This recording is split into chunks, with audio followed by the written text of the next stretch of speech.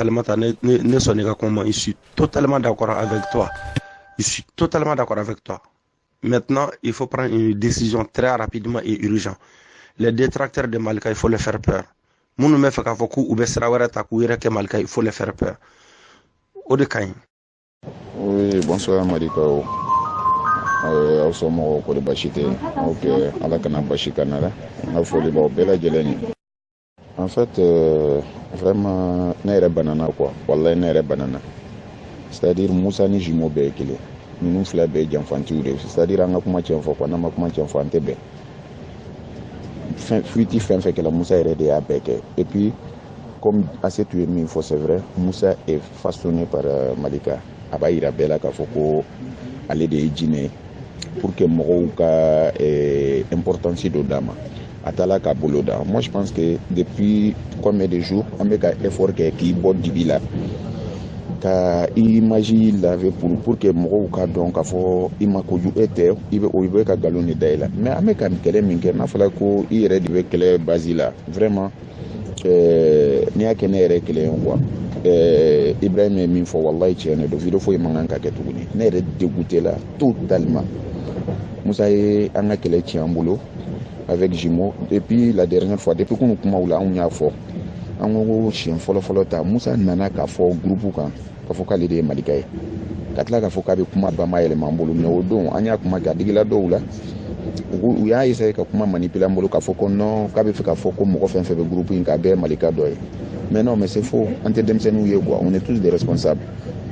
Parce que an ka crédibilité ni an ka vie de bɛ nin ko sugu ninnu na. N'i y'a ye an nana groupe in na, an ma na fɛn wɛrɛ kama, an nana fasoko de la. Mais ni mɔgɔ kelen bɛna k'an ka kɛlɛ tiɲɛ an bolo, n'an tɛ se ka tiɲɛ fɔ a tigi ɲɛna, vraiment c'est trop dégueulasse. Musa ye min kɛ, Musa y'a tɔ coron, an bɛ ka Musa dilan, Musa bɛ ka an tɔ coron dingɛ kɔnɔ. Comment ça se fait que vocal ninnu kan ka to an yɛrɛ dama ni a man ka di hali anw yɛrɛ ma, hali groupe laden bɛɛ man kan ka sɔrɔ. O bɛ taa diɲɛ bɛɛ bɛ se k'o sɔrɔ cogo di ka sɔrɔ e bɛ ka dilanni min ye o ma bɔ kɛnɛ ma. Attends, Musa ni Jimo bɛɛ ye kelen, ne b'a fɔ piyan n ka foyi t'a la. Escrocs de don, arnaqueurs de don. Voilà, n b'a dɔn ils sont en complicité avec quelqu'un au Mali. Minnu tun bɛ fɛ ka wari minɛ Lasana la, n t'a dɔn a tiɲɛn'u bolo cogo cogo, n t'o dɔn, Ala de b'o dɔn. Mais Musa jɛlen tɛ bi, Jimo jɛlen tɛ, ninnu fila bɛɛ ye mɔgɔ kelenw de ye. A ka hakɛ to ni kuma digila mɔgɔ min na quoi. Attends, Musa ni Jimo bɛɛ ye kelen, ne b'a fɔ piyan n ka foyi t'a la. Escrocs de don, arnaqueurs de don. Voilà, n b'a dɔn ils sont en complicité avec quelqu'un au Mali. Minnu tun bɛ fɛ ka wari minɛ Lasana la, n t'a dɔn a tiɲɛn'u bolo cogo cogo, n t'o dɔn, Ala de b'o dɔn. Mais Musa jɛlen tɛ bi, Jimo jɛlen tɛ, ninnu fila bɛɛ ye mɔgɔ kelenw de ye. A ka hakɛ to ni kuma digila mɔgɔ min na quoi.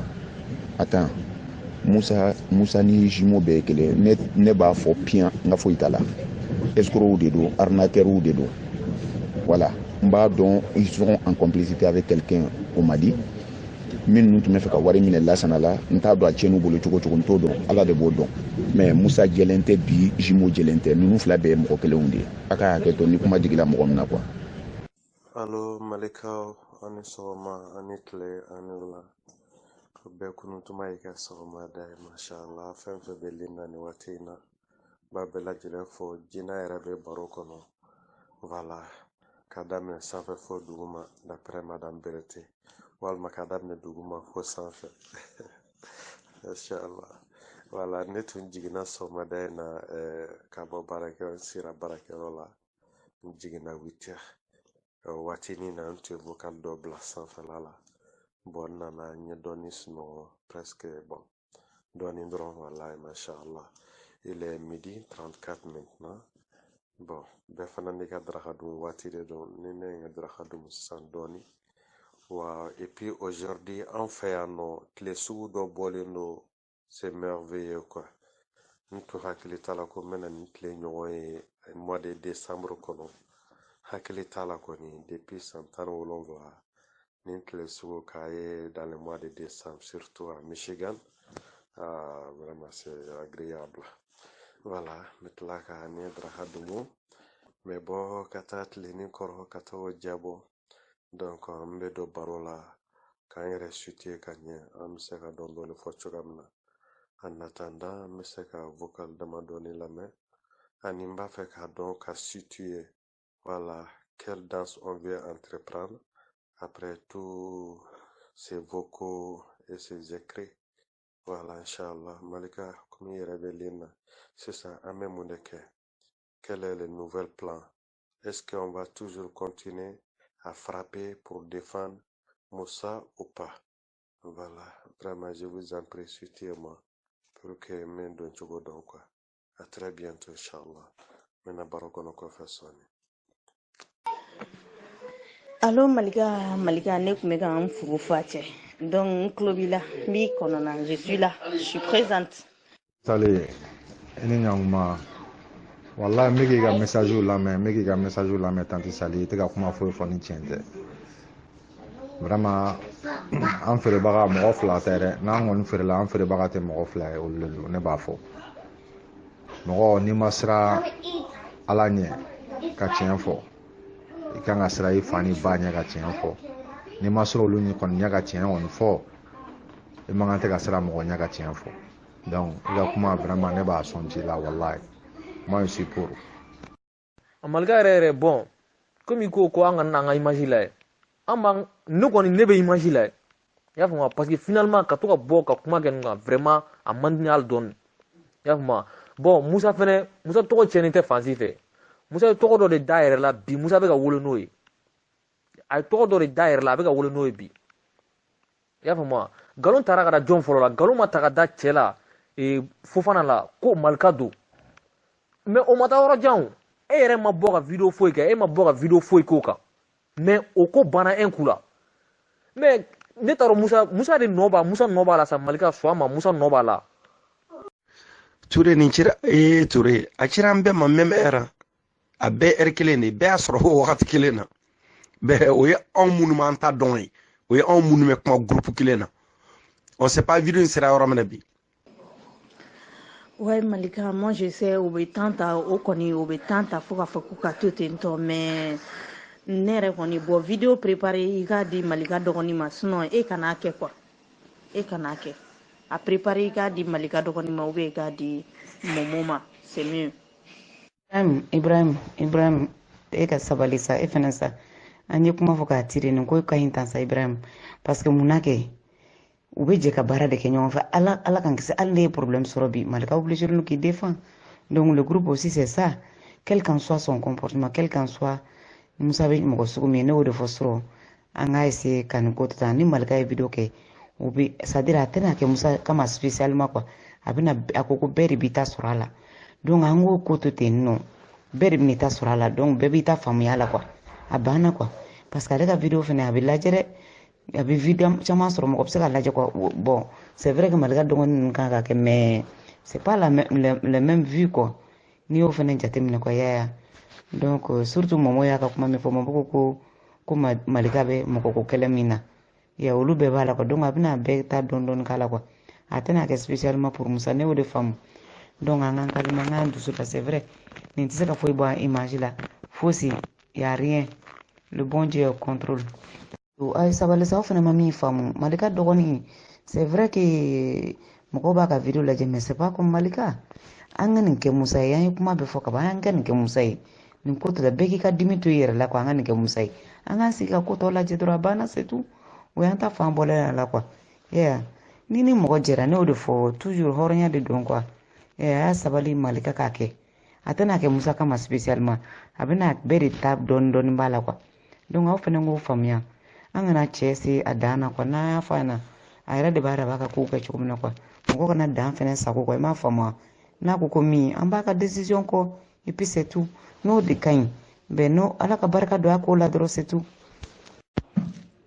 Bon ne kɔni fɛ ni Malika bi n'a ma ɲɛ ko Malika yɛrɛ de b'a kɛ quoi Malika bi Lasana de frapper ou bien a bɛ ka dɔ frapper a bɛ nin ko k'a kɔrɔ quoi sinon spécialement nin kama ne fɛ Malika ka bon nin ma dɔɔni image ka bon nin ma dɔɔni quoi i m'a faamuya comme Malika dɔgɔninw bɛ yen nɔ videokɛlaw bɛ yen minnu bɛ Malika défend donc olu bɛ se ka video yɛrɛ k'a kan complètement mais ni Malika kɔni ma ɲɛ k'a b'a kɛ comme d'habitude a bɛ to ka frappe-misɛnninw kɛ video dɔ kɛrɛfɛ fɔlɔ ka tɛmɛ ni base yɛrɛ ne fɛ a kan ka kɛ ten de quoi ne kɔni fɛ.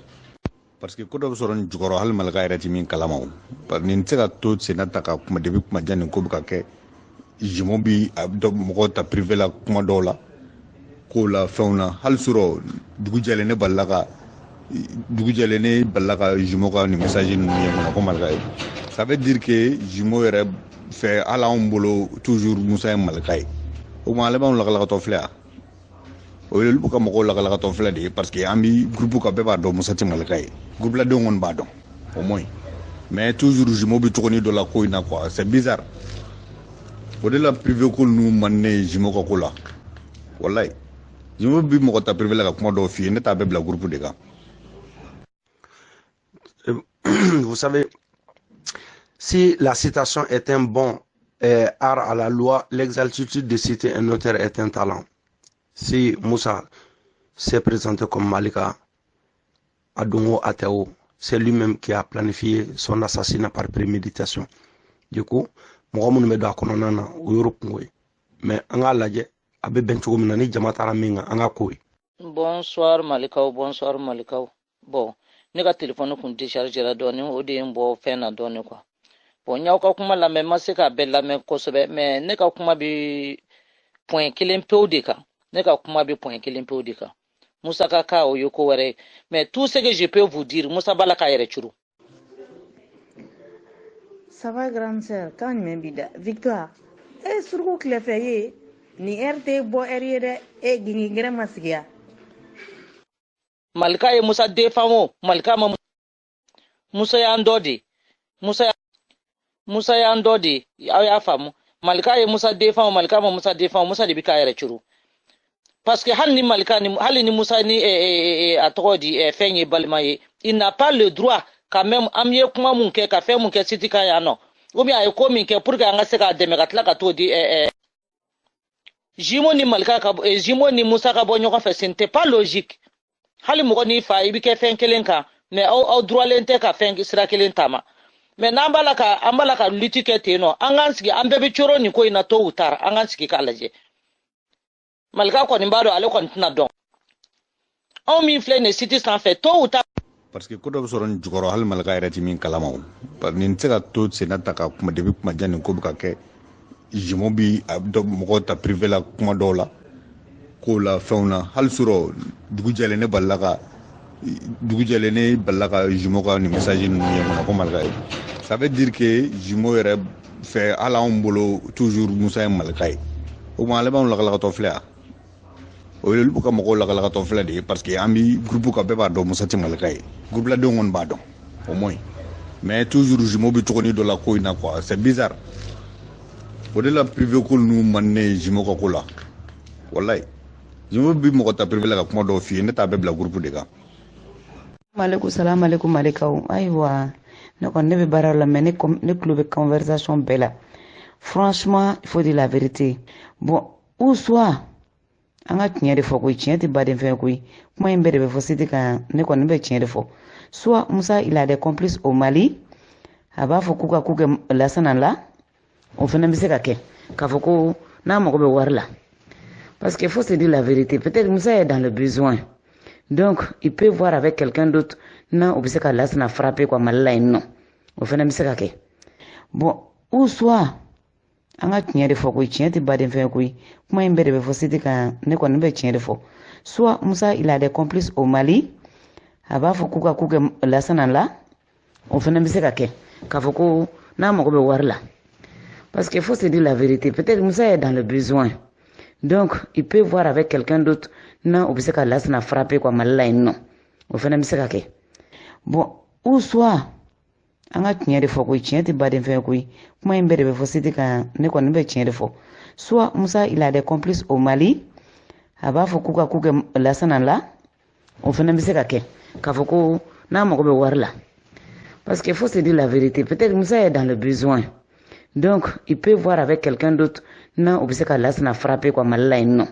On fait même ça.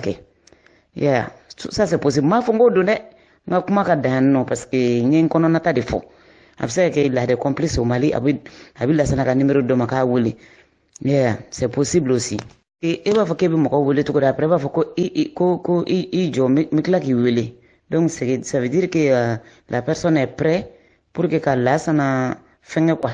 Yeah. Ça c'est possible. Ma fongo donné nga kuma ka dan non parce que nyen kono nata de fo. Afsa que il a des complices au Mali abi la sana ka numéro de maka wuli. Yeah, c'est possible aussi. Et va faut que bi moko wuli tout après va faut ko i jo mikla ki wuli. Donc ça veut dire que la personne est prête pour que la sana fenge quoi. Yeah. Ça c'est possible. Ma fongo donné nga kuma ka dan non parce que nyen kono nata de fo. Afsa que il a des complices au Mali abi la sana ka numéro de maka wuli. Yeah, c'est possible aussi.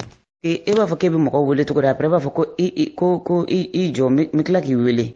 Donc ça veut dire que la personne est prête pour que la sana fenge quoi. Yeah. En tout cas c'est pas clair. Ne baro musa kuma kan teme peut-être que aye musa be en tout cas musa be ko do kalama ko ina quoi. Peut-être hagla obina saka war mine la sana la quoi. Yeah. En tout cas c'est pas clair. Ne baro musa kuma kan teme peut-être que aye musa be en tout cas musa be ko do kalama ko ina quoi.